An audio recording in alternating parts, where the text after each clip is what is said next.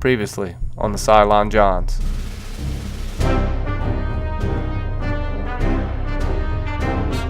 During the course of this series, we have all witnessed the emotional and psychological impact that the fall of the 12 colonies and a life spent constantly on the run have caused to the members of the fleet. Tempers are flaring, depression has set in, and two main characters have started to question their sanity, these being Baltar and the fleet's copy of Sharon. We start this episode on familiar ground, in Baltar's headspace. He falls into conflict with the Model 6 that he has come to believe only exists in his mind. She scorns him for his lack of faith after all the alleged divine intervention that has happened for him. When he mocks her and her beliefs, she disappears, leaving him alone to answer a summons to the bridge. He is brought to the CIC where he finds a woman who looks like the number 6 that has been haunting his head. Quickly he finds out that everyone else can see her too, and she is accusing him of sabotaging the defense mainframe. Supposedly on a video she has the evidence to prove it. Baltar is put under investigation and has his security privileges revoked. We move to Tyrell and Callie trying to figure out the captured Cylon Raider. It is obvious that despite their combined technical ability, they cannot get a biological organism off the ground. Obviously, they need help.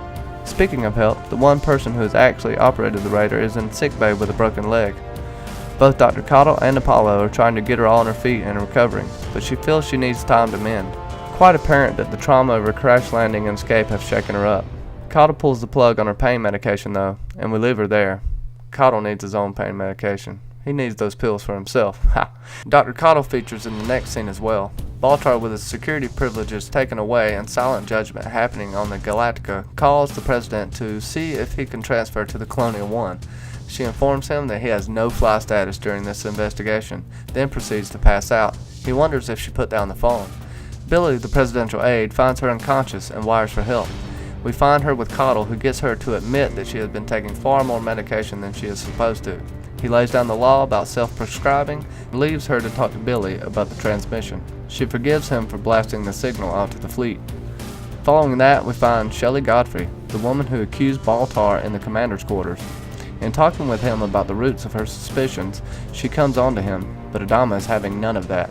When she leaves, he phones Ty to tell him that he wants her put under surveillance. Quick flash to Caprica, we find out that it's been the 24th day since the Cylon attack, and see Hilo and Caprica model Boomer hiding out from the Cylons. More on them later. Back on the Galactica, Baltar waits for Lieutenant Gator to leave the office for the restroom. He follows him in, sits in the next stall to question him about the investigation. After becoming flustered by a terribly awkward situation, he leaves in a hurry. Moments later, Miss Godfrey sits in the next stall, and Baltar slams open the door to confront her. We suppose that the bathroom is a good place for conversation. Baltar avers that she is only a copy. We return to the hangar where Tyrell is still trying to figure out the Raider. He is joined by the ship model of Boomer, who, after listening to his frustration, gives him some insight into the fact that one cannot look at this as a machine, but must think of this as a biological creature, more like a dog. This causes silent apprehension for Tyrell, and is something to look out for later. Flash to sickbay. Ty is trying to get Starbuck on her feet to help Chief.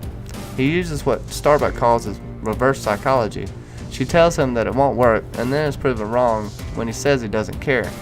He tells her that whinging around full of self-pity just reinforces his view of her as a poor officer, then leaves her to it.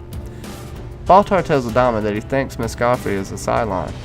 This scene goes back and forth between the house that Baltar has created in his head and his meeting with the commander. Baltar's headspace feels so long without 6. We then see Baltar walking to the ship doing the walk of blame. When nobody is looking, he pulls the fire alarm and sneaks into the lab to destroy the evidence. He fails. Massively. We flash back to the hangar. Starbuck finally comes along to help and, in a less creepy way, says what Boomer did. One needs to treat it like a living thing. By the way, the Raider is a girl. Baltar is now in the brig. Rosalind visits him and, opposed to exonerating him, basically says that she had a gut feeling that the accusations were true when she heard them. Baltar puts forth a very good point that was introduced in the episode Litmus. There's no court system and no due process. He falls down to his knees and prays after she leaves. Miraculously, the evidence is shown to be false, and Shelley Godfrey disappears. In Caprica, Hilo and that Boomer are holding up for the evening.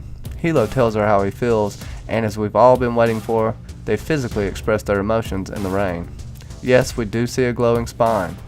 Back on the Galactica, Boomer's in the locker room.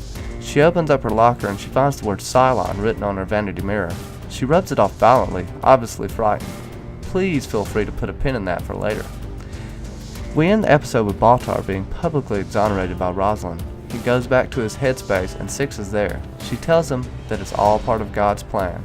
As Baltar says, God's will be done. But what do you think? Tell us in the comments. And as always, so say we all.